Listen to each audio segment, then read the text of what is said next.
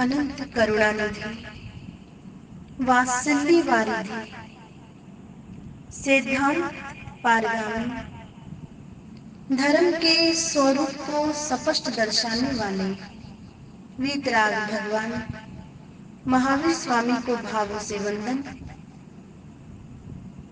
शिवाचार्य भगवान के श्री चरणों में कोटि से नमन। मम हृदय निवासिनी गुरनी मैया सरल आत्मा श्री वीणा जी महाराज साहिब के श्री चरण सरोजों पे बारंबार वंदन करते हुए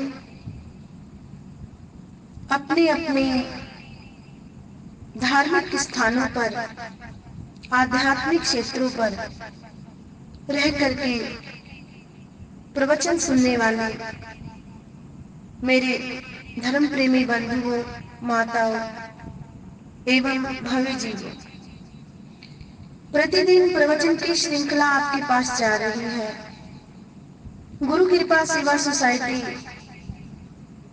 आपको ये लाभ दे रही है, प्रवचन अपने माध्यम से सुनवाकर बहुत बहुत साधुवाद करती हूँ।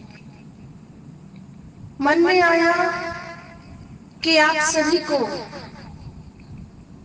परमात्मा की ओर नजदीक जाने का एक जरिया बताया जाए, जिसको कहते हैं प्रार्थना, अर्चना। वीतराग प्रभु की प्रार्थना में कितनी महिमा निहित है और वह भक्त के जीवन में कितना लाभ उत्पन्न कर सकती है।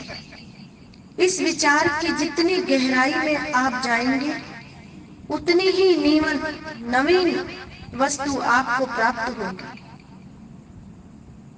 वीतराग परमात्मा के चरणों में जो प्रार्थना की जाती है, उसके स्वरूप का चिंतन और महिमा गान किया जाता है।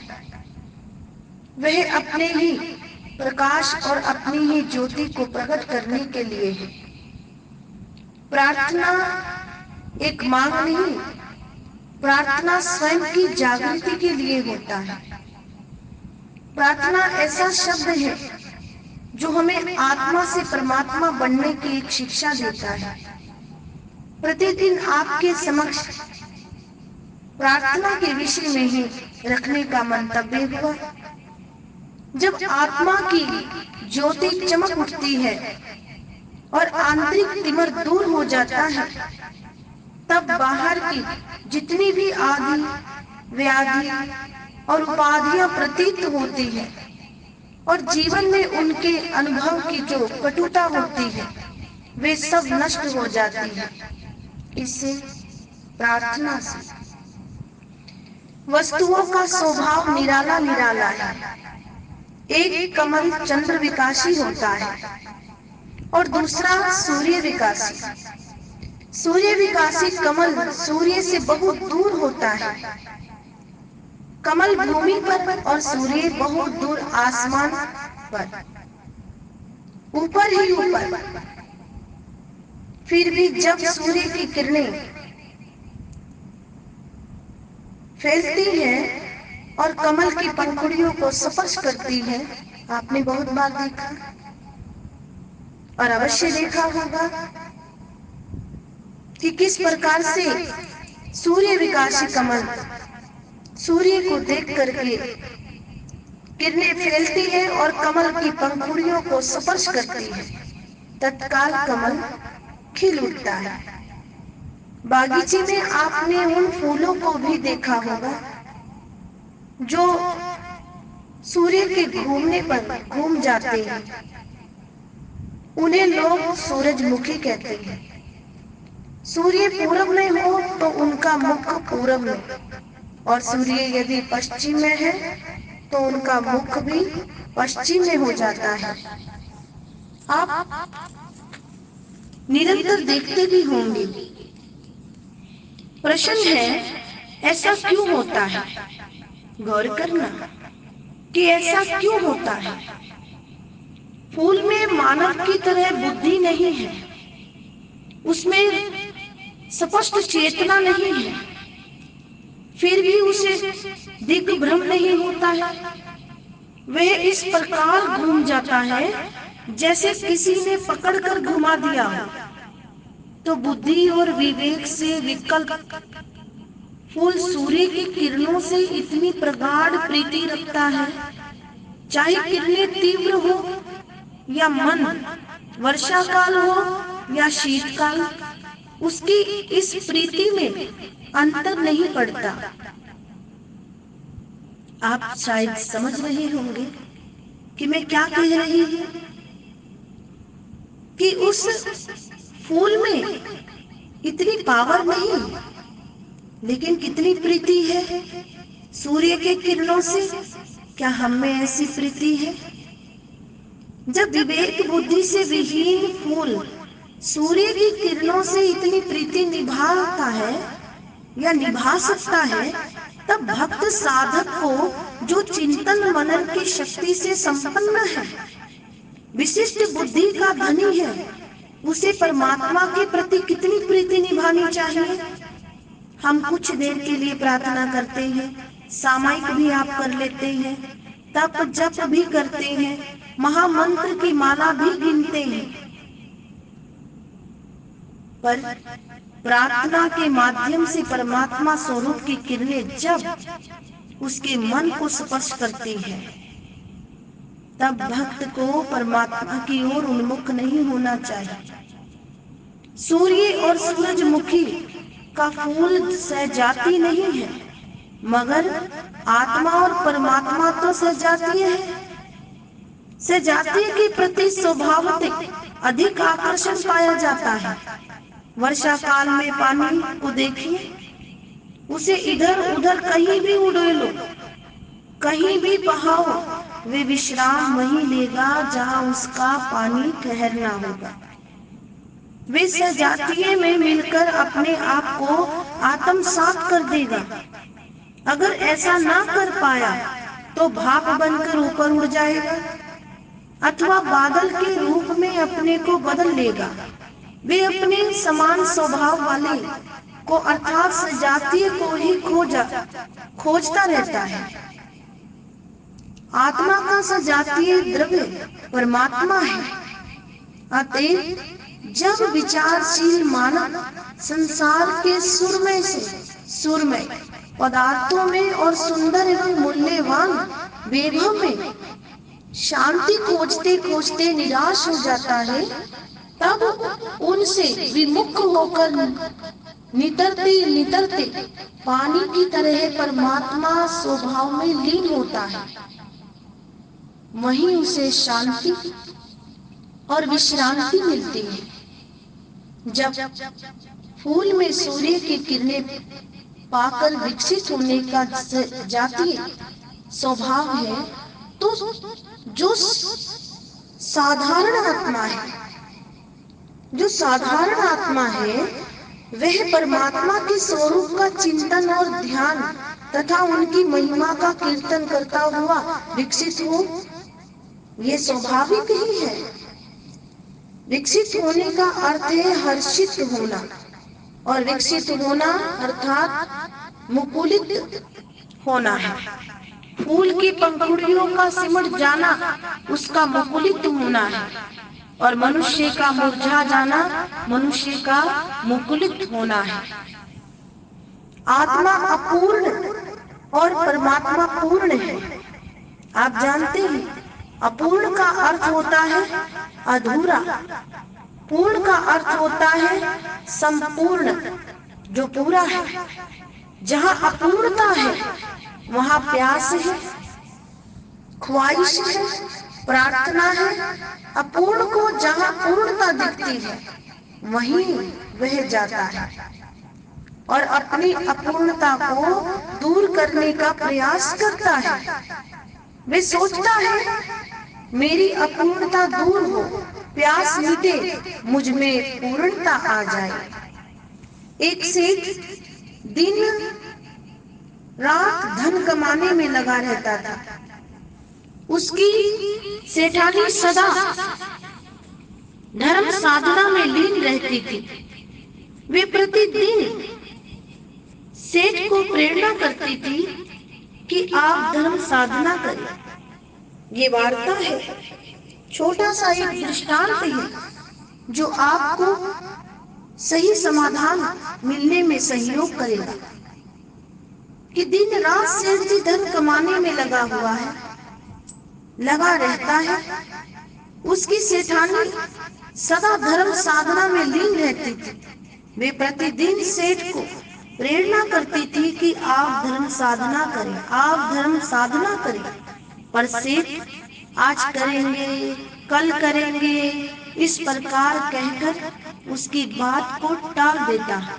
वे कहता, अभी क्या जल्दी है, धर्म कर लेंगे। कुछ दिनों के पश्चात एक दिन सेठ बीमार हो गया। डॉक्टर को बुलाया गया। उसने दवाइयां लिख दी। सभी दवाइयां मंगवा ली गई। सेठ ने कहा, सेठानी दवाई लाओ, मुझे खिलाओ, मैं ठीक होना चाहता हूँ। सेठानी ने कहा, सेठ साहब दवाई तैयार है, तिजोरी में रखी है, वे कहीं पर भी भाग कर जाने वाली नहीं है। इतनी जल्दी क्या है दवाई खाने की? कोई बात नहीं, फिर खा लेंगे, बाद में ले लेंगे। सेठ समझ गया कि सेठानी ने मुझे सावधान किया है। मैं हमेशा धर्म साधना की बात को टालता रहता हूँ, इसीलिए ये दवाइयों की बात कह रही है। उसे ध्यान आया, यदि मैंने धर्म साधना नहीं की तो मेरा जीवन व्यर्थ हो जाएगा। गौर से सुने, समय पर दवाई आवश्यक है, वैसे ही समय पर धर्म साधना प्रार्थना भी आवश्यक है। उसके जीवन में परिवर्तन आ गया, वे धर्म साधना में लग गया। इसलिए कवि ने कहा है, कल करे सो आज कर, आज करे सो अब, पल में परले होएगी, फिर करेगा कब। प्रतिदिन प्रत्येक धर्म स्थान में प्रार्थना ही होती है, परमात्मा की अर्चना होती है, प्रवचन होते हैं, लेकिन प्रार्थना आत्मा से परमात्मा बनने का एक जरिया है। प्रार्थना हमारे रोम रोम में बसने वाला एक अमृत है।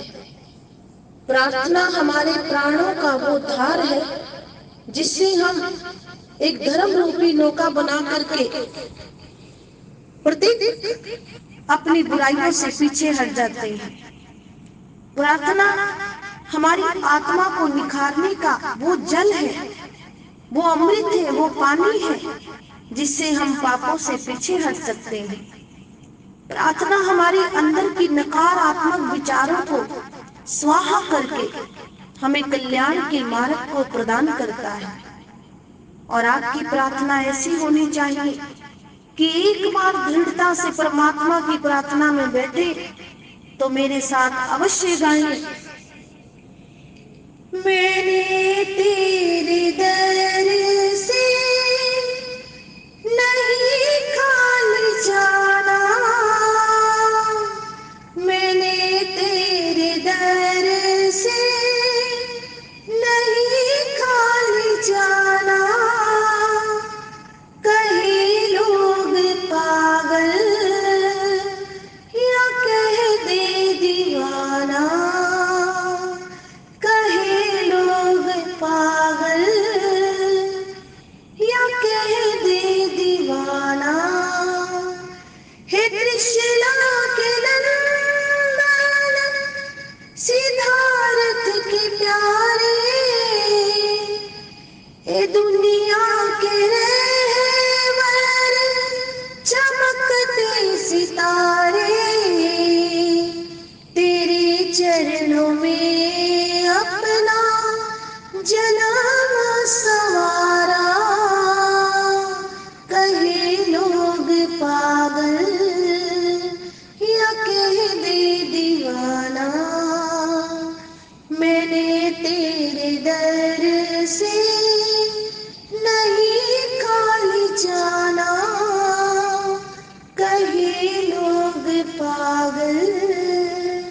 या कह दे दीवाना। मेरी आत्मा है मुसीबत ने घेरी, कृपा कर खत्म हो 84 की फेरी। मेरी आत्मा है मुसीबत ने घेरी, कृपा कर खत्म हो 84 की फेरी। तेरे पास ही हो मेरा आशियाना, कहे लोग पागल या कह दे दीवाना। मैंने तेरे दर से तमन्ना है एक तो मेरी पूरी कर दे, कि दीदार से जो मेरी झोली भर दे। तमन्ना है एक तो मेरी पूरी कर दे, कि दीदार से जो मेरी झोली भर दे। ये समझेगी संचिता फिर कुछ भी रहा ना, ये समझेगी संचिता फिर कुछ भी रहा ना। कहे लोग पागल या कह दे दीवाना। मैंने तेरे दर से नहीं खाली जाना, कहे लोग पागल या कह दे दीवाना। ऐसी प्रार्थना परमात्मा के चरणों में आपकी प्रार्थना स्वीकार हो, हम सब की प्रार्थना स्वीकार हो, ऐसी सद्भावना लेते हुए बोल वितराग भगवान महावीर स्वामी की जय।